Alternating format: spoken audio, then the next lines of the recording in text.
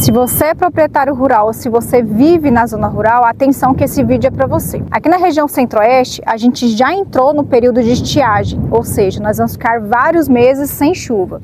E com isso, a nossa principal ameaça, que são os incêndios florestais, já está rondando e a gente precisa se precaver. Só para vocês terem uma ideia, no ano passado, em 2024, foram quase 10 milhões de hectares atingidos por incêndios aqui na região do Cerrado. Os incêndios, eles destroem tudo, eles destroem a sua área de produção, pode chegar às suas edificações, vai atingir a fauna e a flora, então eles são sempre maléficos.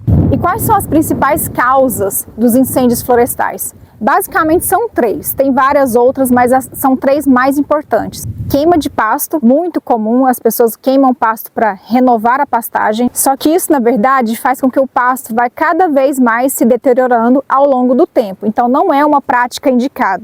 Outra causa muito comum é a queima de leiras de desmatamento. Isso acontece demais também. É uma área desmatada, esse material é empilhado e aí é ateado fogo nesse material. Então esse fogo perde o controle e acaba atingindo outras áreas. Isso também é uma causa muito recorrente. Uma terceira causa muito recorrente também é a queima de lixo. Então a gestão de resíduos na propriedade rural, ela não é pensada e as pessoas têm o hábito de juntar lixo e colocar fogo nesse lixo. Bate uma rajada de vento e esse fogo se espalha então em outras áreas. Mas existe uma forma muito eficiente que eu considero o dever de casa de toda propriedade rural de evitar que os incêndios cheguem na sua propriedade ou ao menos diminuir o risco que são os aceiros. Olá, meu nome é Natália Machado, eu espero que vocês estejam bem e nesse vídeo eu vou conversar com vocês sobre alguns pontos relacionados aos aceiros. Ponto número 1, o que são aceiros? Ponto número 2, quais são os tipos de aceiros e como que eles podem ser feitos? Ponto número 3, como a gente tem feito aqui e ponto número 4, alguns aspectos importantes sobre os aceiros. Então, o que é um aceiro? É uma faixa em que a gente remove essa vegetação com maior poder combustível e quando esse incêndio chega, ele não tem combustível ali para continuar sua propagação. Então, capim, palhada, tudo isso é removida dessa faixa de aceiro. Ou seja, a ideia é criar uma faixa com pouco material combustível para que a propagação desse fogo, desse incêndio, seja diminuída. Quais são os tipos de aceiros que a gente tem? A gente classifica os aceiros basicamente pela forma que eles são feitos. A gente tem um aceiro negro, em que uma faixa de vegetação é queimada, em condições controladas, com vento mais baixo, em época específica, para isso precisa de uma autorização. A gente tem os aceiros que ficam em solo mineral, ou seja, é feita uma capina ou uma gradagem daquela área, e toda a vegetação é removida dali. A gente tem os aceiros roçados, como esse aqui, que a gente passa uma roçadeira, pode ser com trator, pode ser com a roçadeira costal, e aí você remove essa vegetação, remove o material combustível. E a gente tem também os aceiros verdes, é uma faixa de vegetação em que você vai plantar espécies que tem mais água na sua composição e aí elas vão evitar a propagação do fogo. E a gente tem aceiros também muito semelhantes aos aceiros roçados, que são os aceiros pastejados, em que você usa animais para poder remover esse material combustível. E aí é importante lembrar do seguinte, no aceiro roçado você precisa tirar essa palha. Você pode fazer isso rastelando essa área ou então usando, por exemplo, um soprador de folhas, que é o mesmo soprador que a gente usa para combater os incêndios. O princípio básico de todo o aceiro é esse, remover o material combustível. E aí, como definir então a largura desse aceiro? Você precisa fazer algumas perguntas para a sua região, para a sua área, também para a sua capacidade de operação. Então, por exemplo, qual é o histórico de incêndios da sua região? De onde esse fogo vem? Quais são as áreas mais críticas, mais vulneráveis da sua propriedade? Qual é a sua capacidade de operação? Você tem maquinário? Não tem? Você tem animais que possam fazer essa roçagem? Você consegue pagar alguém para fazer isso? Você mesmo vai operar? Mas tem alguns aspectos que são os mais importantes, que são a direção do vento, de onde esse vento vem, porque o vento toca o fogo para frente, então isso é bem importante. Isso precisa ser analisado de acordo com o histórico de incêndios da sua região. Tem algumas regiões que sempre vão pegar fogo, sempre se ateiam fogo ali. Então você precisa estar muito bem protegido de onde esse fogo vem. Você já sabe que ele vem dali, ali é uma região que você tem que que fazer acero sempre. Qual tipo de vegetação que você tem? Você tem uma vegetação que é muito combustível? Qual a largura do espaço que essa vegetação ocupa? É uma pastagem? É uma área de agrofloresta que você tem muita cobertura vegetal? Então precisa ficar bem atento a isso. São várias questões que você, dentro da sua propriedade, precisa questionar, precisa investigar para que você consiga definir a largura de cada um dos seus aceros. Agora eu estou em uma das áreas dos vizinhos aqui que a gente tem um planejamento em conjunto. O vento predominante, como eu disse, vem do leste, vem de lá. Aqui é o norte, não tem um vento tão forte daqui. Mesmo assim, a gente resolveu fazer um acero de 20 metros, porque logo em seguida a gente tem um sistema agroflorestal aqui. Então a gente tem um quebra-vento, tem um acero largo e tem um sistema agroflorestal. A largura desse acero, então, foi definida pelo risco e pelo prejuízo que poderia causar um incêndio adentrar aqui a propriedade. Outro aspecto importante é que esse vizinho aqui do lado, ele não mora aqui. Então, a gente não tem uma comunicação constante. Por isso, a gente resolveu fazer um acero mais largo para que a gente tenha uma maior segurança. Aqui eu estou no lado oeste da minha propriedade. Essa área aqui eu posso me dar o luxo de ter um acero bem curtinho. Na verdade, eu nem considero isso daqui um acero, porque é tão curto, mas é uma área que dá pra gente fazer combate, porque a gente já tem uma diminuição aqui do capim. Mas é uma área que não me preocupa tanto. Por quê? Porque o vizinho também tem uma preocupação com fogo e a gente já começou em conjunto a fazer o sistema de aceros dele.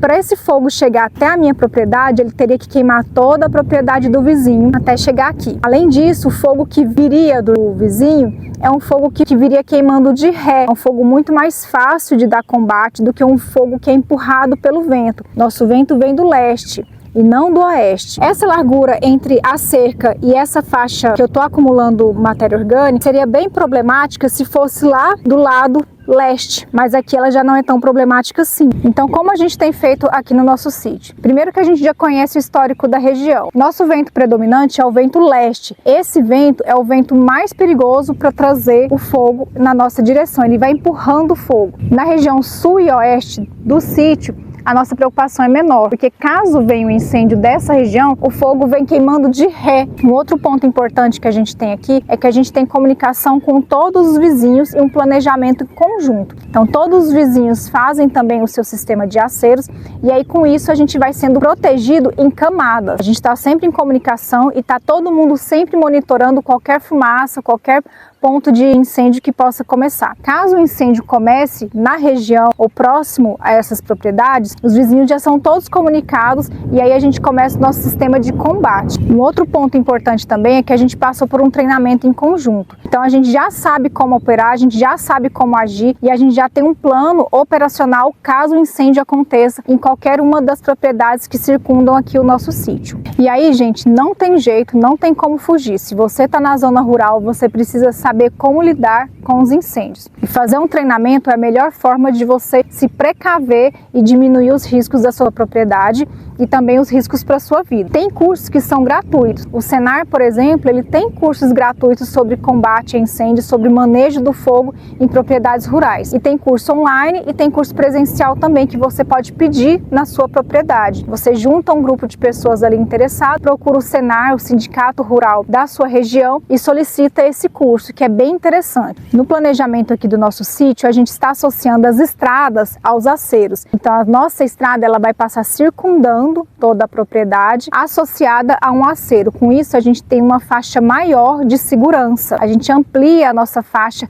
com menos combustível e diminui a chance da propagação do fogo, de um incêndio, caso ele adentre aqui a nossa região. Então agora que você já sabe o que é o acero, a importância do acero, quais são os tipos e como escolher a largura ideal dos aceros da sua propriedade, eu quero conversar com vocês sobre alguns aspectos bem importantes em relação aos aceros. O acero em solo mineral, ele é um acero que pode ser bem problemático, ele pode causar erosão na sua área. Então, é um acero que não pode ser colocado em qualquer área. Áreas que são bem declivosas não são ideais para aceros do tipo solo mineral, que o solo vai ficar exposto ali. Você pode ter uma grande erosão nessa área, especialmente solos arenosos como que a gente tem aqui. Talvez o ideal para essa área sejam aceros roçados ou aceros pastejados também. Outro aspecto bem importante sobre os aceros é que você não pode contar apenas com acero para extinguir o fogo, os incêndios. O acero tem que ser pensado pensado como um local onde o fogo vai diminuir a intensidade